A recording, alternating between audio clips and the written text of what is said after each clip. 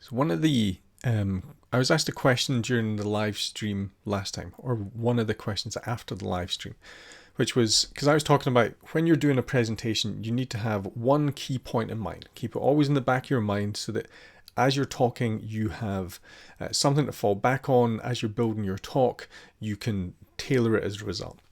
So I thought I'd show you some of the key points that I've used in the last two talks I've done and in the talk that I'm about to do this afternoon or this evening. So I did an Ask Me Anything online, and because it's an Ask Me Anything, the key point was really for me.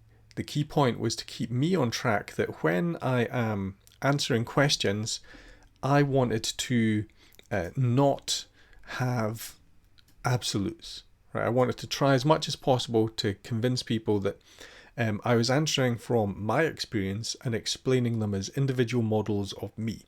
So this was, because we're getting lots of questions, they're on different topics.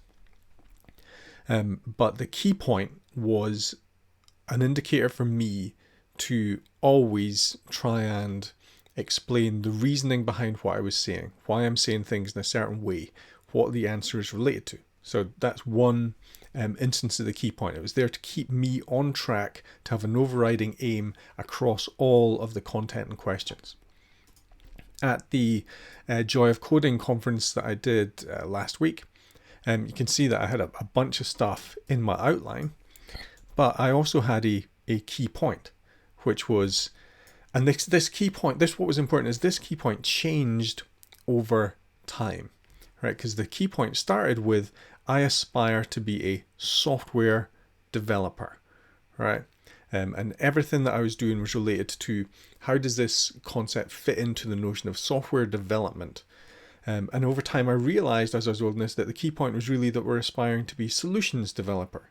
That whilst all the different aspects of a software development role are important and we can learn as many as possible, really doesn't make any difference unless what we actually build is a solution. So we should be aspiring to be solution developer. And I kept that in the back of my mind so that all the examples and lessons learned were related to that and building up that concept. When I'm doing a talk later on today about automating pragmatically, my key point is that we need to own the models that we're using. In order to interpret all the stuff that we hear, we need to own and interpret models rather than just adopt them completely. So everything that I'm saying is related to this. All the examples are related to this key point. So when I talk about having a key point in the back of your mind, it's regardless of all the different things that you want to talk about, because there's going to be lots of different things you want to talk about. There's going to be lots of points you want to make.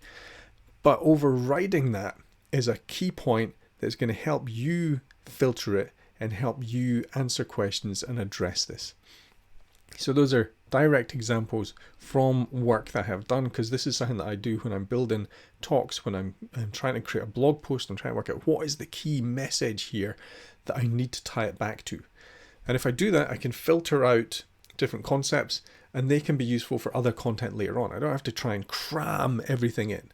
So when you hear people go, right here, I've squeezed my 45-minute talk into 15 minutes, that is possible to do much more easily when you have a key point that is overriding it, because if you can funnel that key point in, you can see what is most appropriate. So this is something that massively helps me, and so hopefully that is a good enough set of examples to help you in the future when you start using these kind of concepts in your own material.